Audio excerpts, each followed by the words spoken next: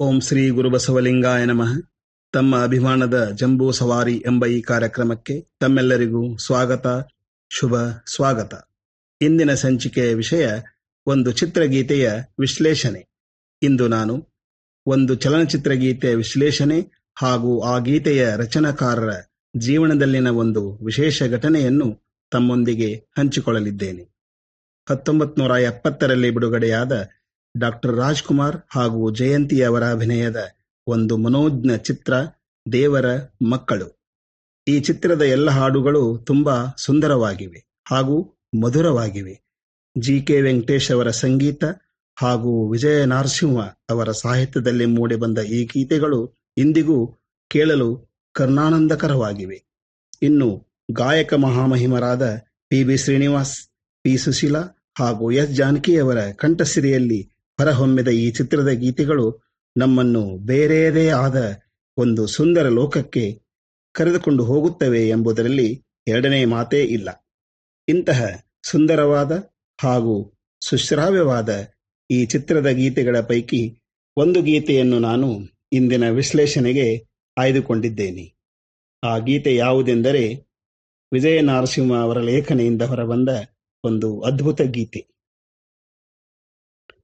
ಓವಯ್ಯ ಅಮ್ಮಯ್ಯ ಧರ್ಮನೇ ತಾಯಿ ತಂದೆ, ಕಾಸೊಂದ ನೀಡು ಶಿವನೇ, ಕಾಸೊಂದ ನೀಡು ಶಿವನೇ. ಇದು ಆ ಗೀತೆ. ಮೊದಲು ಈ ಗೀತೆಯನ್ನು ನಾನು ಪೂರ್ತಿಯಾಗಿ ಒಂದು ಸಲ ಹಾಡಿಬಿಡ್ತೀನಿ. ಇಲ್ಲ ಹೇಳಿಬಿಡ್ತೀನಿ. ಯಾಕೆಂದ್ರೆ ನನ್ನೊಳಗೊಬ್ಬ ಗಾಯಕನಿಲ್ಲ, ಅದಕ್ಕೆ. ದೇವರ ಮಕ್ಕಳು ನಾವೆಲ್ಲ, ತಿರುಕ ಧನಿಕ ಬೇರಿಲ್ಲ. ಓವಯ್ಯ ಅಮ್ಮಯ್ಯ ಧರ್ಮನೇ ತಾಯಿ ತಂದೆ, ಕಾಸೊಂದ ನೀಡು ಶಿವನೇ, ಕಾಸೊಂದ ನೀಡು ಶಿವನೇ. ಓವಯ್ಯ ಅಮ್ಮಯ್ಯ ಧರ್ಮನೇ ತಾಯಿ ತಂದೆ, ಕಾಸೊಂದ ನೀಡು ಶಿವನೇ, ಕಾಸೊಂದ ನೀಡು ಶಿವನೇ. ನಾ ಕಳ್ಳನಾಗಲಾರೆ ಸುಳ್ಳೊಂದು ಹೇಳಲಾರೆ, ನಾ ಕಳ್ಳನಾಗಲಾರೆ ಸುಳ್ಳೊಂದು ಹೇಳಲಾರೆ. ಕೈ ನೀಡಿ ಬೇಡಿದರೆ ಕಾಸಿಲ್ಲ ಎನ್ನುವರೇ, ಕಾಸಿಲ್ಲ ಎನ್ನುವರೇ, ಕಾಸಿಲ್ಲ ಎನ್ನುವರೇ. ನಿಮ್ಮಂತ ದಾತರೇ ನಮಗೆಲ್ಲ ಆಸರೆ, ನೀವೇ ದೂರಾದರೆ ಗತಿ ಇಲ್ಲ ಬೇರೆ. ಓವಯ್ಯ ಅಮ್ಮಯ್ಯ ಧರ್ಮನೇ ತಾಯಿ ತಂದೆ, ಕಾಸೊಂದ ನೀಡೋ ಶಿವನೇ, ಕಾಸೊಂದ ನೀಡೋ ಶಿವನೇ.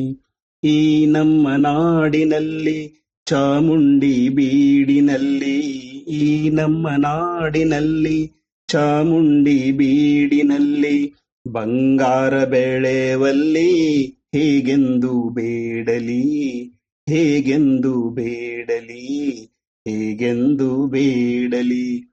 ಕೊಡುವಾತ ಬಾಳಲಿ, ಕೈ ತುಂಬ ನೀಡಲಿ, ಆಸೆ ಈಡೇರಲಿ, ಸುಖವಾಗಿರಲಿ. ಓವಯ್ಯ ಅಮ್ಮಯ್ಯ ಧರ್ಮನೇ ತಾಯಿ ತಂದೆ, ಕಾಸೊಂದ ನೀಡು ಶಿವನೇ, ಕಾಸೊಂದ ನೀಡು ಶಿವನೇ, ಕಾಸೊಂದ ನೀಡು ಶಿವನೇ. ದೇವರ ಮಕ್ಕಳು ಎಂಬ ಈ ಚಿತ್ರದಲ್ಲಿ ಕೆಲ ಬಾಲಕರು ಕಳ್ಳತನ ಮಾಡ್ತಾ ಈ ಬದುಕನ್ನ ಅತಿ ಹಗುರವಾಗಿ ತೆಗೆದುಕೊಂಡಿರ್ತಾರೆ. ಆದರೆ ಅದರಲ್ಲಿ ಒಬ್ಬ ಬಾಲಕ ಈ ಹಾಡನ್ನು ಹಾಡತೊಡಗ್ತಾನೆ.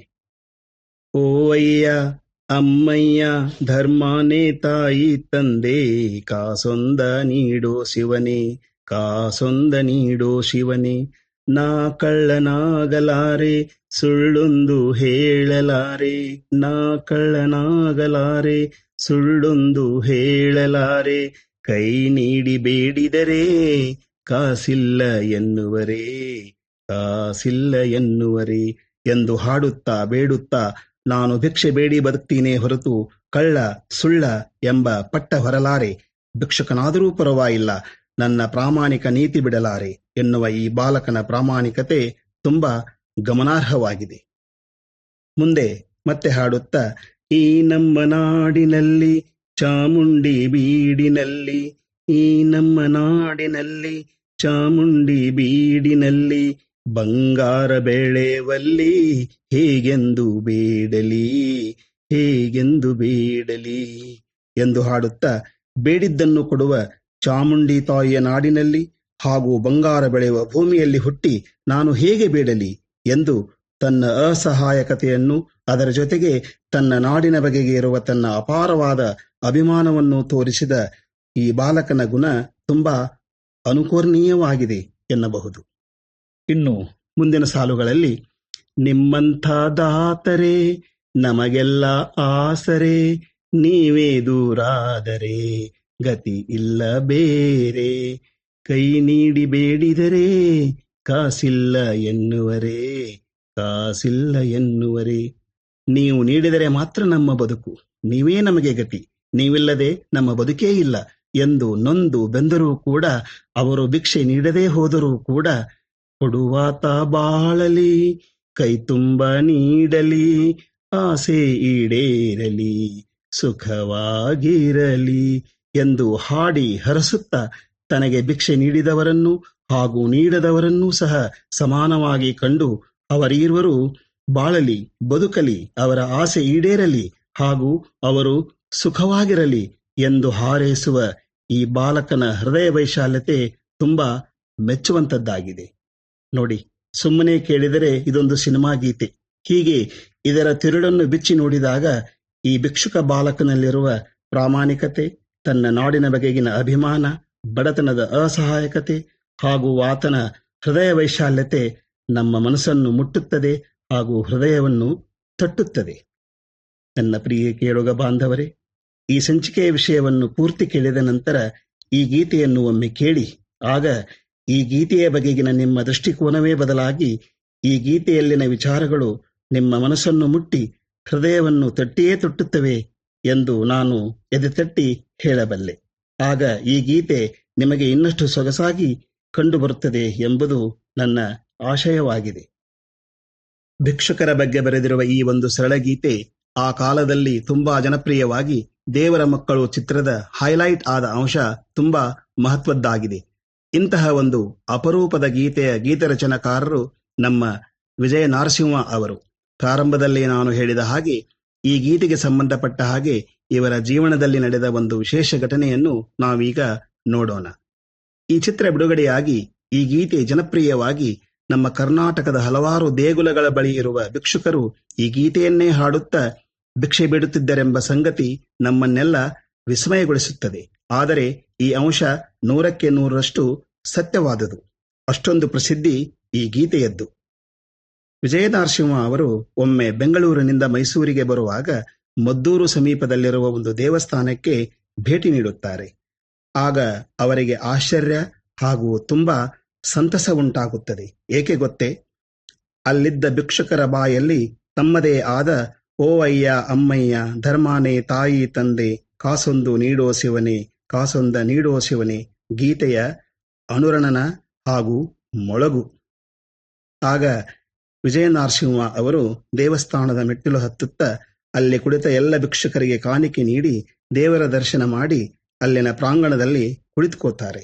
ತಕ್ಷಣವೇ ಆ ಭಿಕ್ಷುಕರ ದಂಡು ಇವರಿದ್ದಲ್ಲಿಗೆ ಬಂದು ಕೈಕಟ್ಟಿ ನಿಂತುಕೊಳ್ಳುತ್ತದೆ. ಅರೆ, ಈಗಾಗಲೇ ಭಿಕ್ಷೆ ನೀಡಿಯಾಗಿದೆ, ಬಹುಶಃ ಪ್ರಸಾದಕ್ಕಾಗಿ ಬಂದಿರಬಹುದು ಎಂದು ತಿಳಿದು ಅವರೆಲ್ಲರಿಗೆ ಬಾಳೆಹಣ್ಣು ಕೊಡಲು ಹೋಗುತ್ತಾರೆ. ಆಗ ಈಗಾಗಲೇ ಇವರನ್ನು ಗುರುತು ಹಿಡಿದಿದ್ದ ಅವರಲ್ಲಿನ ಒಬ್ಬ ಭಿಕ್ಷುಕ ಸ್ವಲ್ಪ ಮುಂದೆ ಬಂದು ಮೈಯೆಲ್ಲ ಮುದ್ದೆಯಾಗಿ ನಿಂತು ಇವರ ಹತ್ತಿರ ಬಂದು ನಿಂತ್ಕೋತಾನೆ. ಆಗ ವಿಜಯ ನರಸಿಂಹ ಅವರು, ಏನಪ್ಪ, ಮತ್ತೆ ಏನಾದರೂ ಬೇಕಿತ್ತಾ ಅಂತ ಕೇಳ್ತಾರೆ.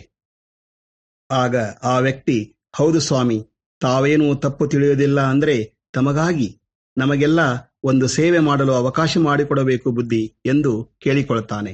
ಅದಕ್ಕೆ ಒಪ್ಪಿದ ವಿಜಯ ನರಸಿಂಹ ಅವರು, ಓ ಧಾರಾಳವಾಗಿ ಎನ್ನಲು ಮುಂದೆ ಬಂದು ನಿಂತ ವ್ಯಕ್ತಿ ಇನ್ನುಳಿದವರನ್ನು ಕನ್ಸನ್ನೆ ಮೂಲಕ ತನ್ನ ಹತ್ತಿರ ಕರೆದು ತನ್ನ ಕೈಯಲ್ಲಿದ್ದ ಒಂದು ಹೊಸದಾದ ಚೀಲದೊಳಗಿನಿಂದ ಒಂದು ದೊಡ್ಡ ಮಾಲೆಯನ್ನು ಹೊರತೆಗೆದು ಮುಜುಗರದಿಂದ ಇವರತ್ತ ನೋಡಲು ವಿಜಯ ನರಸಿಂಹ ಅವರು, ಏನು, ಈ ಮಾಲೆಯನ್ನು ನಾನು ದೇವರಿಗೆ ಹಾಕಬೇಕೇ ಎಂದು ಕೇಳುತ್ತಾರೆ.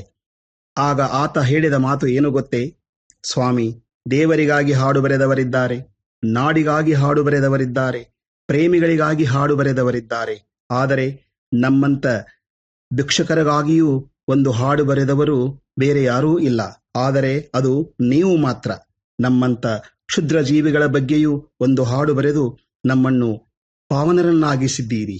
ಇದು ನಮ್ಮ 7 ಜನ್ಮದ ಪುಣ್ಯಸ್ವಾಮಿ ಎಂದು ಅವರ ಕಾಲಿಗೆ ಬಿದ್ದು, ನಂತರ ತನ್ನ ಕೈಯಲ್ಲಿನ ಹೂಮಾಲೆಯನ್ನು ಅವರತ್ತ ಹಿಡಿದು ಆಶೆಗಣ್ಣಿನಿಂದ ನೋಡುತ್ತಾ ನಿಲ್ಲಲು ವಿಜಯನರಸಿಂಹ ಅವರಿಗೆ ಆತನ ಮನದಿಂಗಿತ ಅರ್ಥವಾಗಿ, ಬನ್ನಿ ಎಲ್ಲರೂ ಸೇರಿ ಈ ಮಾಲೆ ಹಾಕಿ ಎಂದು ಸ್ವಲ್ಪ ಮುಂದಕ್ಕೆ ಬಾಗಿ ತಮ್ಮ ಕೊರಳನ್ನು ಒಡ್ಡುತ್ತಾರೆ.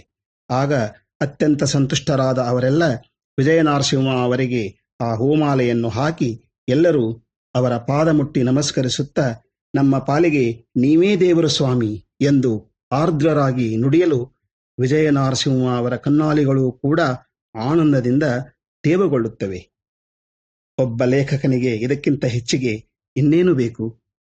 ಅಪಾರವಾದ ಧಾರ್ಮಿಕ ಮನೋಭಾವದವರಾದ ವಿಜಯನರಸಿಂಹ ಅವರು ಕನ್ನಡ ಚಿತ್ರರಂಗವಷ್ಟೇ ಅಲ್ಲ, ಇಡೀ ಕರ್ನಾಟಕವೇ ಕಂಡಂತಹ ಅಪರೂಪದ ಚಿತ್ರ ಸಾಹಿತಿ. ಇವರ ಭಕ್ತಿಗೀತೆಗಳ ಕ್ಯಾಸೆಟ್ಗಳು ದಾಖಲೆ ಸಂಖ್ಯೆಯಲ್ಲಿ ಮಾರಾಟವಾಗಿ ಅಪಾರ ಜನಮನ್ನಣೆ ಗಳಿಸಿದ ಅಂಶ ತುಂಬಾ ಮಹತ್ವದ್ದಾಗಿದೆ. ಇವರ ಭಕ್ತಿಗೀತೆಗಳಾದ ಗಜಮುಖನೇ ಗಣಪತಿಯೇ ನಿನಗೆ ವಂದನೆ, ನಂಬಿದವರ ಪಾಲಿನ ಕಲ್ಪತರು ನೀನೇ, ಹಾಗೂ ಎದ್ದೇಳು ಮಂಜುನಾಥ ಏಳು ಬೆಳಗಾಯಿತು, ಧರ್ಮದೇವತೆಗಳು ನಿನ್ನ ದರ್ಶನಕ್ಕೆ ಕಾದಿಹರು, ಎದ್ದೇಳು ಮಂಜುನಾಥ ಏಳು ಬೆಳಗಾಯಿತು. ಇನ್ನು ಇವರ ಸಿನಿಮಾದಲ್ಲಿನ ಭಕ್ತಿಗೀತೆಗಳಾದ ಕಾಪಾಡು ಶ್ರೀ ಸತ್ಯನಾರಾಯಣ, ನಾರಾಯಣ ಸತ್ಯನಾರಾಯಣ, ಹಾಗೂ ಈ ದೇಹದಿಂದ ದೂರನಾದೆ ಏಕೆ ಆತ್ಮನೇ, ಈ ಸಾವು ನ್ಯಾಯವೇ, ಈ ಸಾವು ನ್ಯಾಯವೇ. ಇನ್ನು ಸಿನಿಮಾ ಗೀತೆಗಳಂತೂ ಅತಿ ಅದ್ಭುತ. 14 ವರ್ಷ ವನವಾಸದಿಂದ ಮರಳಿ ಬಂದಳು ಸೀತೆ, ಮರಳಿ ಬಂದಳು ಸೀತೆ, ಹಾಗೂ ಈ ಸಂಭಾಷಣೆ ನಮ್ಮ ಈ ಪ್ರೇಮ ಸಂಭಾಷಣೆ ಅತಿ ನವ್ಯ ರಸಕಾವ್ಯ ಮಧುರ ಮಧುರ ಮಧುರ, ಹಾಗೂ ಆಸೆಯ ಭಾವ ಒಲವಿನ ಜೀವ ಒಂದಾಗಿ ಬಂದಿದೆ, ಹೊಸ ಬಗೆ ಗುಂಗಿನ ನಿಶೆ ತಾನೇರಿದಂತಿದೆ, ಆಸೆಯ ಭಾವ ಒಲವಿನ ಜೀವ ಒಂದಾಗಿ ಬಂದಿದೆ. ಇನ್ನು ಅತಿ ಪ್ರಸಿದ್ಧವಾದ ಗೀತೆ ಪಂಚಮ ವೇದ ಪ್ರೇಮದ ನಾದ, ಪ್ರಣಯದ ಸರಿಗಮ ಭಾವಾನಂದ. ಇವುಗಳಲ್ಲದೆ ಇನ್ನೂ ಸಾವಿರಾರು ಗೀತೆಗಳು, ವಿಭಿನ್ನ ಭಾವದ ಸಾವಿರಾರು ಮಧುರ ಗೀತೆಗಳನ್ನು ರಚಿಸಿ ಪ್ರಖ್ಯಾತರಾದ ವಿಜಯನರಸಿಂಹ ಅವರು ಭಿಕ್ಷಕರ ಬಗ್ಗೆ ಒಂದು ಗೀತೆ ಬರೆದು ದೇವಸ್ಥಾನದ ದೇವರ ಎದುರಿಗೆ ತಾವೇ ದೇವರಾದ ಸಂಗತಿ ತುಂಬಾ ಶ್ಲಾಘನೀಯವಾದುದು ಹಾಗೂ ಅನುಕರಣೀಯವಾದುದು. ವಿಜಯನರಸಿಂಹ ಅವರ ಇಂತಹ ಸುಂದರವಾದ ಹಾಗೂ ಮಧುರವಾದ ಎಲ್ಲ ಹಾಡುಗಳನ್ನು ನಾವು ನೀವೆಲ್ಲ ಮತ್ತೆ ಮತ್ತೆ ಕೇಳಿ ಅವರಿಗೆ ನಮ್ಮ ಪ್ರೀತಿ ಹಾಗೂ ಅಭಿಮಾನವನ್ನು ತೋರಿಸೋಣ ಎಂದು ಹೇಳುತ್ತಾ, ಇಂತಹ ಇನ್ನಷ್ಟು ಸೊಗಸಾದ ಹಾಗೂ ಅನುಕರಣೀಯ ವಿಷಯಗಳೊಂದಿಗೆ ಮತ್ತೆ ನಿಮ್ಮನ್ನ ಮುಂದಿನ ಸಂಚಿಕೆಯಲ್ಲಿ ಭೇಟಿ ಮಾಡ್ತೀನಿ ಅಂತ ಹೇಳ್ತಾ, ಅಲ್ಲಿವರೆಗೆ ಮತ್ತೊಮ್ಮೆ ತಮ್ಮೆಲ್ಲರಿಗೂ ನನ್ನ ಶರಣಾರ್ಥಿಗಳು.